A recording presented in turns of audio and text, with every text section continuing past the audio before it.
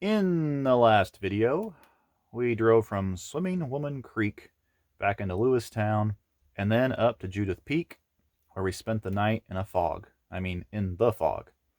Oh, and there was hail and rain and wind. It was actually a very good experience, despite the weather. In the morning, it was clear and we could finally see off the mountain. Very, very pretty. The teenager wanted to do a cave tour. My wife did some searching online and discovered there are caves in the Little Rockies around Fort Belknap, Montana. This actually worked into our plan great, as I wanted to go to the Upper Missouri River Breaks, which is just to the west of Fort Belknap. We also wanted to go to Great Falls, so this plan seemed like a good one. On our way up to the Little Rockies, we sort of just sideswiped the river breaks. Didn't do a whole lot of exploring in them, and apparently we didn't take any footage. I think this footage is us driving past the river breaks, but I am honestly not sure. We somehow managed to not find a cave, though. I think we were not supposed to turn onto Highway 66, but go further east on 191 to get to the caves. And I think Google Maps was creating a road through the mountains that did not exist. When you don't know where you're headed, sometimes you don't get there. However, we stumbled upon Mission Canyon. Totally worth the stop.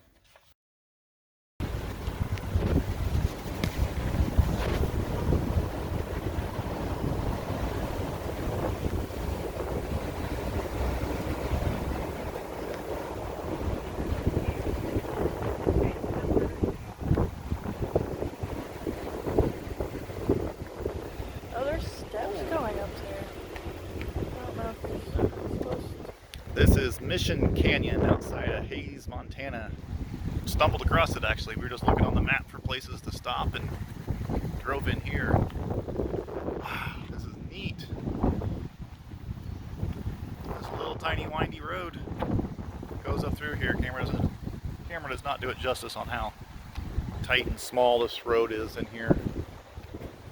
But we also see some stairs up here around this corner, so we're gonna see if this goes anywhere. Oh, is this the bridge?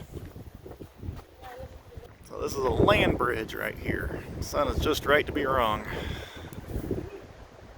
There's stairs, so we'll see.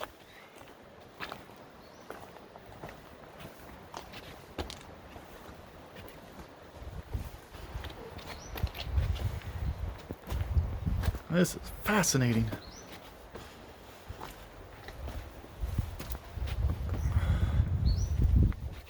Oh, wow. Like a whole room up here. And a little trail that goes nowhere over there. Oh, there's the bridge.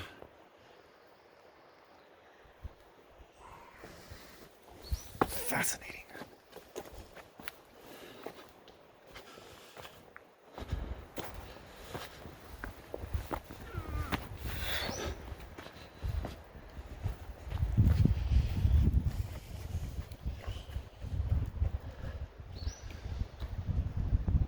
Awesome stop.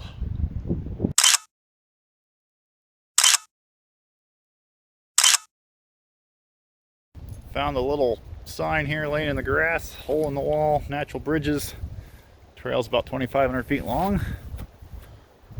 So we're gonna see where it heads off to.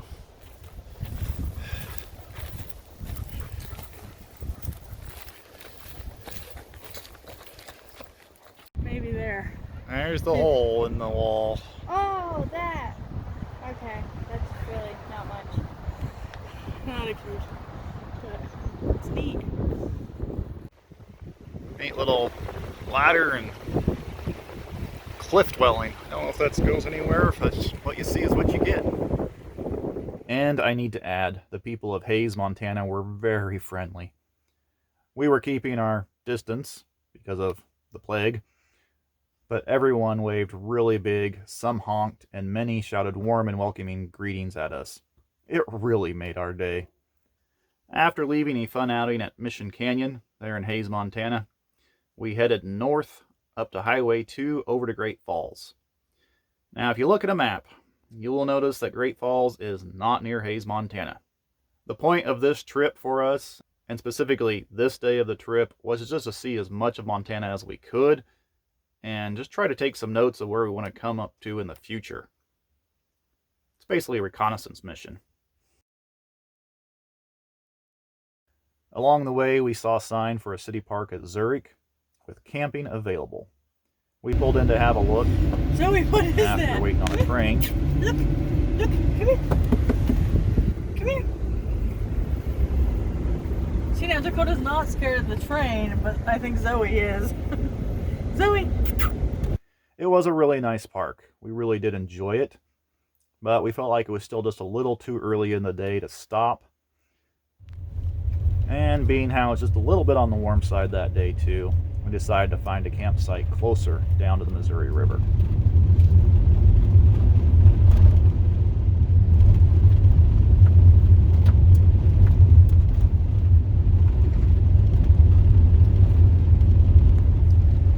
Wow. Oh, there's trees. Yay!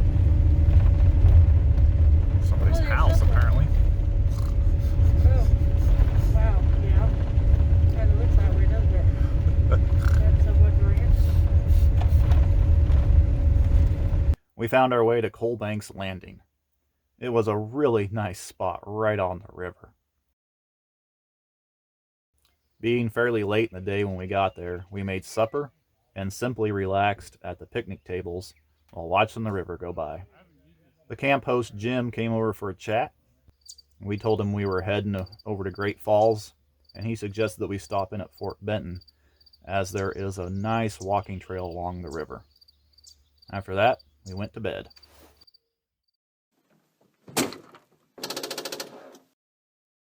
Well, we've kind of had a stressful day. Man, the dogs woke up early this morning. They wanted out really bad. Early, like 6:30. I don't know what time it was. Way earlier than I like to get out of bed, that's for sure. And so we let them out. We put them on the cables and the stake just right outside the van. Lay down, starting to drift back off. And my wife says, ah, crap, there goes Zoe. And we looked out the window, and both Zoe and Dakota are running across the campground, straight towards another dog across camp. Luckily, they all got along. Wasn't a problem there, but, you know, not going back to sleep after that, running around campground, collecting your dogs back kind of a situation, right? Anyway, we decided to start putting the van together. We didn't have any oatmeal this morning to cook. We decided just to eat some Bobo bars, whatever the heck they're called, something like that. Just hit the road, and so we got the van all put back into road mode from sleeping mode, and I turned the key. I normally start the van about 5 to 6 minutes before I think we're going to get done packing everything up. That way I can sit there and idle, charge the battery, you know, get the air conditioner running if we need to on the warmer mornings. Yeah, plus help kind of get some of the condensation out, having the fans blowing or whatever that too. And get the phones on the charger, that kind of thing. Turned the key and it went click. Like the starter engaged, and that was it. Like I didn't even try to turn the motor. It was just we have been having alternator issues for a few days now. Sometimes the voltage is clear down to 12.5. It's never really gotten much above 13. You know, I want to see it closer to 14 volts all the time. And yesterday when we were driving, we went across some pretty warm places, and the air conditioner just was not keeping up. It didn't feel like it was moving a lot of air. Like the fan wasn't blowing hard, you know. Just, it wasn't working very good. We'd roll up a window and the voltage would drop way down to 12 volts, and like stuff was going on. I was getting really worried that we were gonna be putting in a new alternator. But we've also been having real sluggish starts in the mornings too. So this morning when it went click, I honestly was not surprised. So I got to checking things over. I played with the starter a little bit, rocked the engine, got the starter to disengage from the engine finally after rocking the engine a little bit, you know, the actually pulling on the belts and stuff and turning the crankshaft a little bit. And put the jump pack on the battery and turned the key, and it went click again. And when I watched the voltage this time, it didn't drop below what it was at. Like it didn't even flinch. So I was thinking, well, the starter must be out. So I decided to play with it a little bit, see if maybe possibly change it there in that campground, have someone take me into town, get me a new starter, I don't know. See what my possibilities were. So I decided, since I was going to drop the starter out, that I better just take the battery cables off the battery. And I disconnected the negative first, and it had some pretty good corrosion in there. Don't know if it was really concerning, but definitely good corrosion. You know, bad corrosion. Not sure that it was making complete contact there. And then I took the positive side off, and I realized that somebody had already changed that end with a do-it-yourself screw-on end, and it was full of corrosion. Absolutely full. Be nice if that's all it was. Don't know.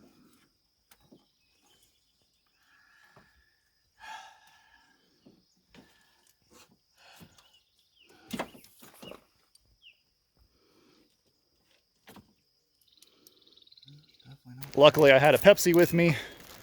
Used some Pepsi, poured it all over the ends. Used some whatever we could find to clean all the cables. Rubbed on it a while, blah, blah, blah. Might need some more Pepsi.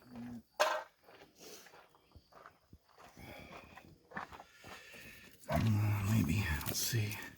That helps all.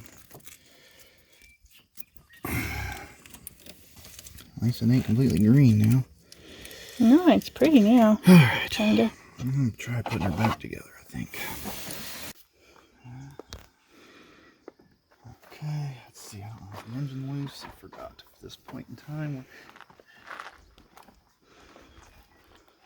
Engine is loose, so maybe it or not.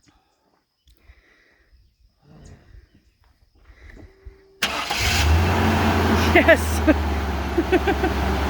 Oh, thank God. Not starting like I owned it. I know. Holy shit. Nice. How fast that turned over. Yes, I can't believe it. You can hear it engage. That has been our problem from day one. I bet our voltage is through the roof. Oh, 14.6 volts on the alternator. holy crap. I fixed the alternator too. Nice. I fixed all of our problems. Who would have thought just a little corrosion would leave you stranded like that? Dakota doesn't like it when his van is broken. Dakota, we got your van fixed.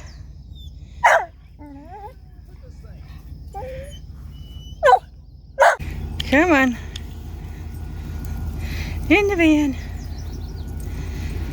Load up, Dakota. Good boy. With that, we were back on the road with good battery voltage and an air conditioning fan that was blowing a lot of cold air. We're going through this on the way down here. We didn't. Oh. We're going out a different way. Oh, okay.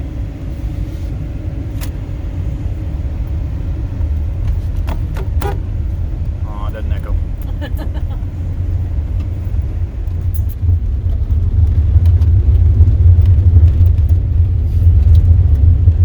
Looks exactly like Kansas. Only it's Montana. Wheat fields, little farm. Oh, the roads are better though. There's some mountain peaks over there. Oh, must not be Kansas. And we truly enjoyed Fort Benton. Walking along the river is very peaceful. We might have been a little more relaxed after the stressful van troubles of the morning, but still, a very nice river trail with lots of plaques to read along the way. They've always established themselves around water sources, and the founding of Fort Benton continued. And a great view and a great bridge to walk on.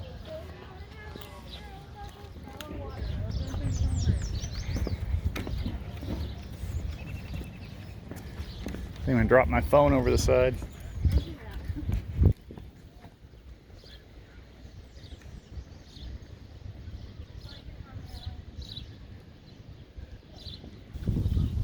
There's geese and goslings.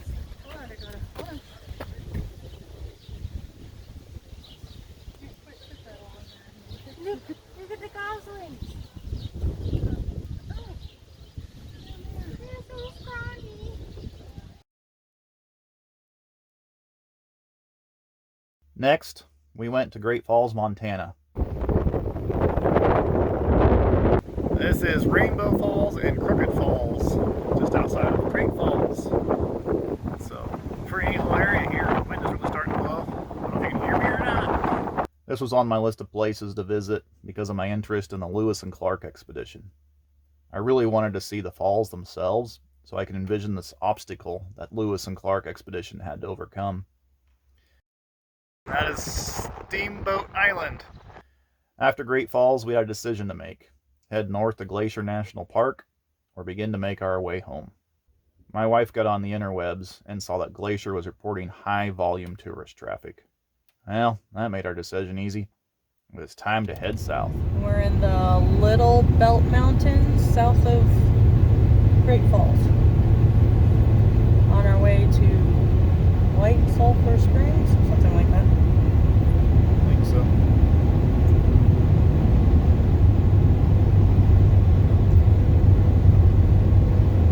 Back in the Lewis and Clark National Forest.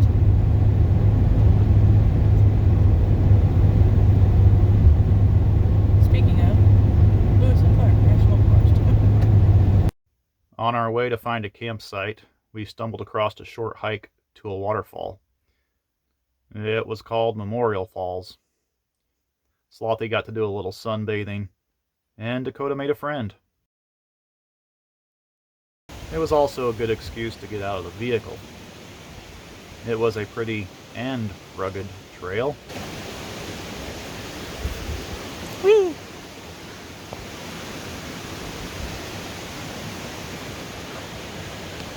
With a great little waterfall at the end.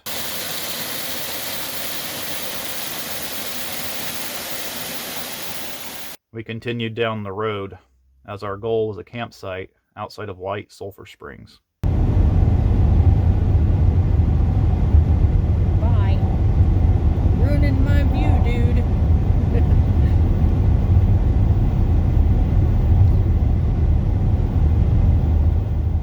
Along the way, I spotted these cliffs somewhere outside White Sulphur Springs, and I really wanted to get to them. I'm always on the lookout for a good rock climbing spot. But we could not figure out how to get over to them. We settled for a nice campsite along a creek instead, where we grilled brats and had an amazing supper. Beets and white rice and brats. Cooked on a fire, baby. Cooked on the fire. While waiting on supper, Slothy decided to carve himself a walking stick. Morning, sunshine. What you doing? You ready for the day, Sparky? Dakota, you ready? I don't think you're awake yet, dude. You ready for the day, Zoe? Aw, Belly. You go outside? You wanna go outside?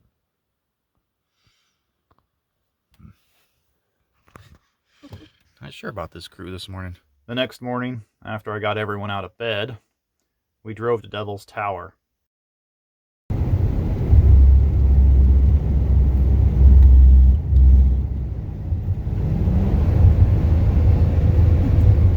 It's all buggy.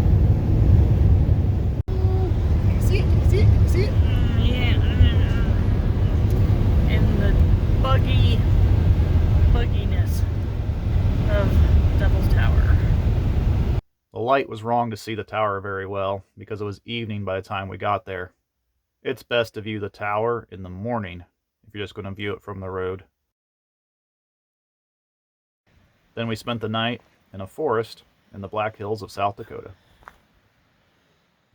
Well, yesterday we dropped down from Montana, hit Devil's Tower real quick, and then stayed in this little campground in the Black Hills of South Dakota. I think today we're just going to see if we can get all the way home. Depending on what route we take, it's about 6.5 to 8 hours. So that should be a fairly easy day. The reason we're going to head on home instead of exploring around the hills of South Dakota is it is supposed to be 100 degrees here today, possibly 108 down in Kansas. We just can't handle the heat. This green van with that sunshine on top, it gets hot, hot, hot. You know, we have to have the air conditioner running in order to stay cool in that heat, so can't really park somewhere and enjoy life when it's 108. So I think we're going to cruise on home and call it the end of our vacation. We had planned on a 2-week vacation, and this was day 13. Cutting the vacation short a day was not a big deal, especially if we weren't going to enjoy that day anyways. And if you're curious, we were gone for 13 days. We put 2,947 miles on the van and spent $987. That does include a few showers and doing laundry twice. That's a fairly cheap vacation. We could have done it for cheaper if we had not have bought so many snacks and trinkets at gas stations, and if we wouldn't have had to spend $120 on ice for the cooler. Also, all the GPS coordinates of the places we showed in this video are in the description if you want to check out exactly where they are. Thank you all for watching this series about our vacation through Montana. We had a great time, and I can't wait to get back on the road again. I'm sure we'll bring you along for more van life vacations.